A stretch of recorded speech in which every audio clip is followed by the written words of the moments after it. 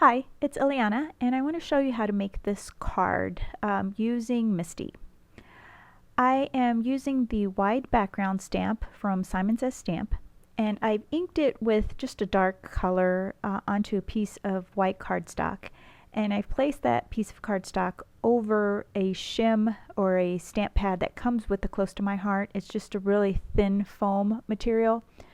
And I am using the magnets, and I'm making sure that the paper is wedged into that corner. And I'm drawing a line with my pencil there. And I did do this ahead of time, but I'm just showing you what I did on the edge of the stamped image. And I have an A2 size card, and I'm just drawing a pencil line down 1 1/8 inch on the long side of the card. And what I'm going to do is it's really cool, but it is a little time consuming. So I hope that you find this helpful and it's something that you would want to make. I'm prepping my card because I'm going to be embossing with gold powder later. And what I'm doing is that I am matching the line that I drew on the card with the line that I drew on the stamped image. And that way I have a reference point to line it up. I've also centered the pattern of the stamp. And the reason why I'm doing all of this is because the stamp came crooked on the mount, and so which is fine. And so that way I know I'm going to be straight on the card. And I've stamped my image with Versamark ink. And I am doing a second coat just because I can't see the Versamark on the paper very well, and I don't want to move my paper since I basically just lined it up with that pencil line.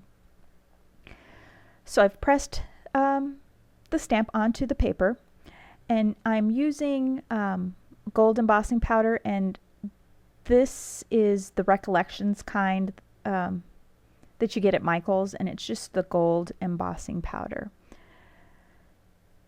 And so I'm just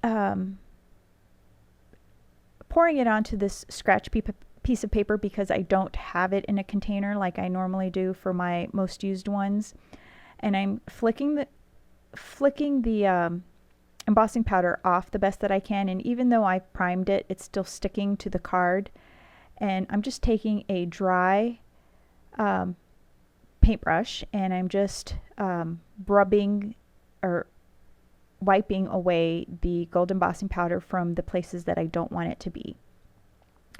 And I'm just simply putting my powder back into the container, and I will close it up because I will probably spill it otherwise. So now that I have my first layer of embossing powder on there, I'm using my eraser because I think there's Versamark on there, and some of that fine powder is still showing, and so that way when I heat it, it doesn't heat like a smudge.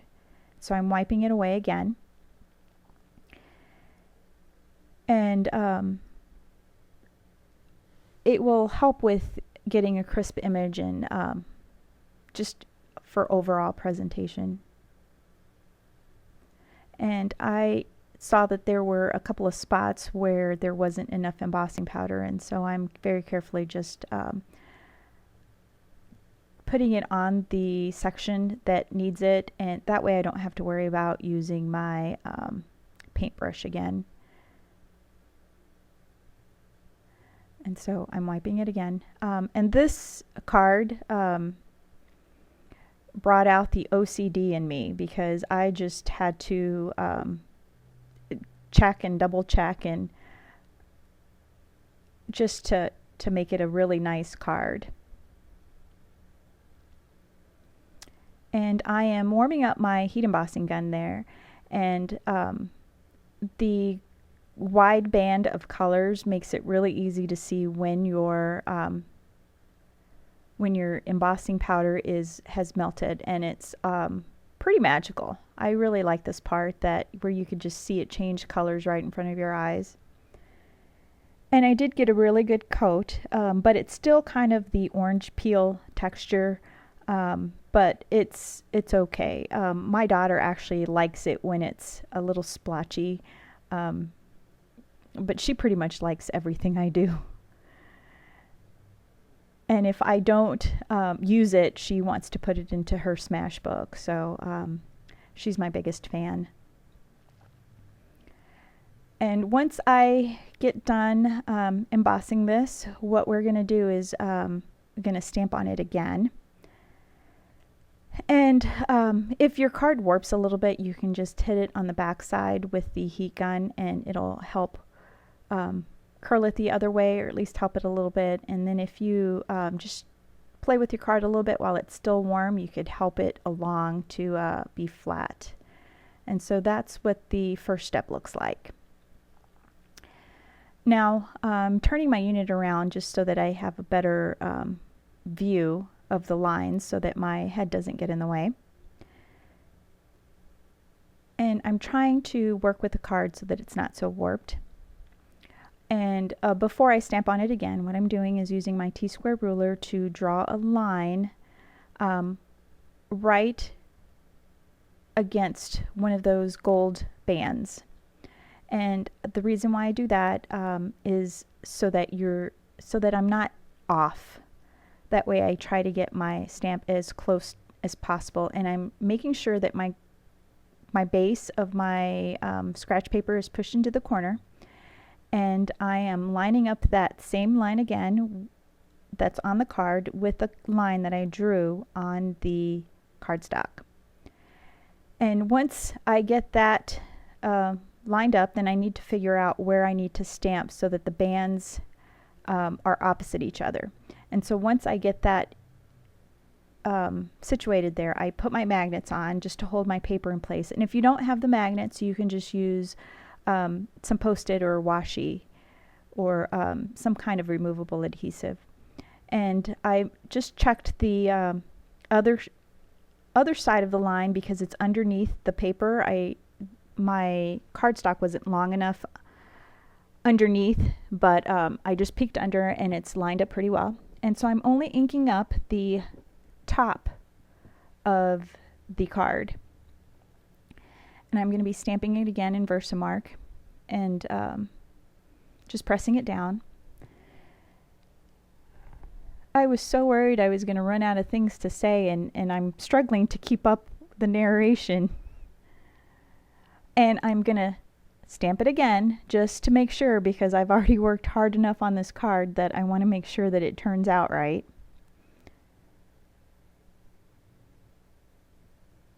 And I'm pushing down, trying to make sure that I get all of that Versamark on that card.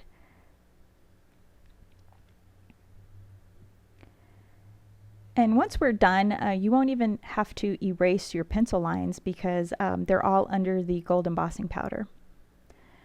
And I am using the same powder again.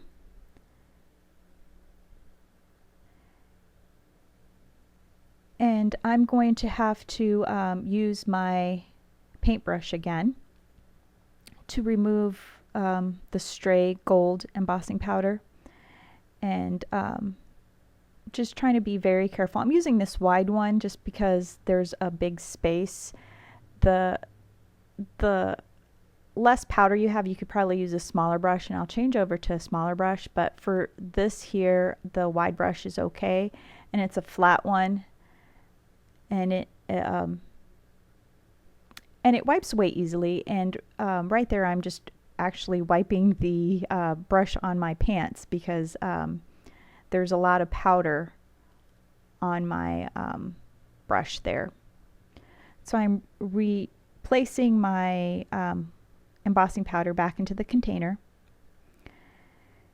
And I've seen the other card divas, they use their heat gun with their embossing powder on their desk, and it's open and it's on the coffee filter, or it's on the paper on their desk, and I'm not sure how they do not blow it all over the place, because I know that I certainly would end up making a mess, which I've done before. So I always try to put away the powder before I hit it with the heat gun. And once again, my OCD takes over, and I want to make sure that there is no embossing powder where it's not supposed to be. And if you do find some stray embossing powder after you've heated it, you could simply use your craft knife and just scratch it off.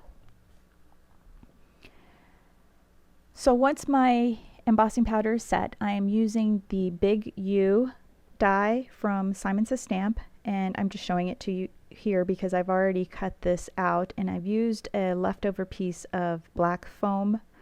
And I like to do that simply because it saves time and not having to layer up pieces of black cardstock.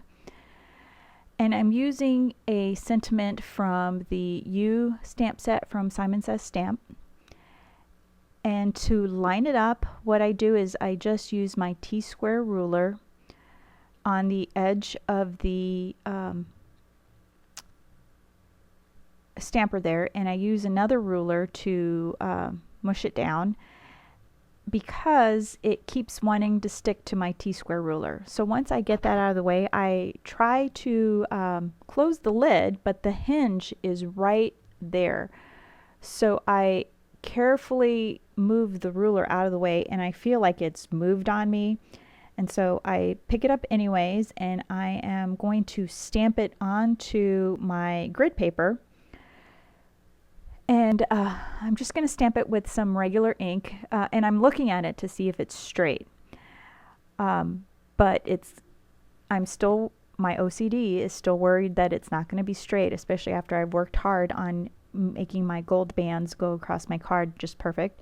And so I'm stamping it onto the grid paper, and now I'm going to look at it, and I'm still thinking I can't tell if it's straight, and my grid lines are okay, but I'm still a little paranoid that it's going to be crooked. And so I grab the clear film from my Stamp-A-Ma-Jig, which in my household it's a little sacrilegious to still use the Stamp-A-Ma-Jig, but at least I found a purpose for the little clear plastic, and so I wedged the plastic into the corner, and that way I know that it's in the same spot.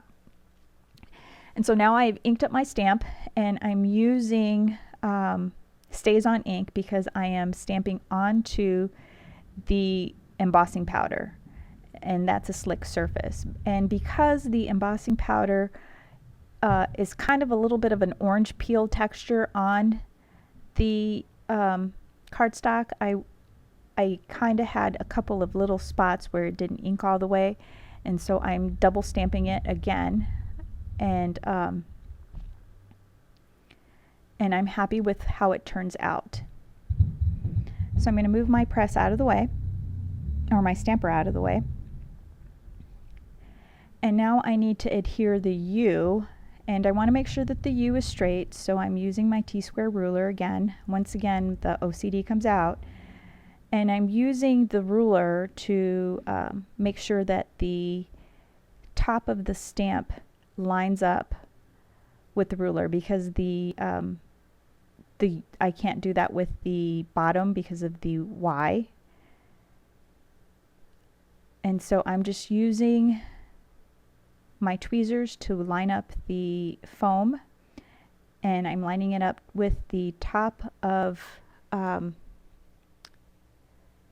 with the bottom of the ruler, and I'm using my Scotch quick dry adhesive. It dries really fast, and so it'll hold my foam in place. And here I'm showing you how perfect that stamped.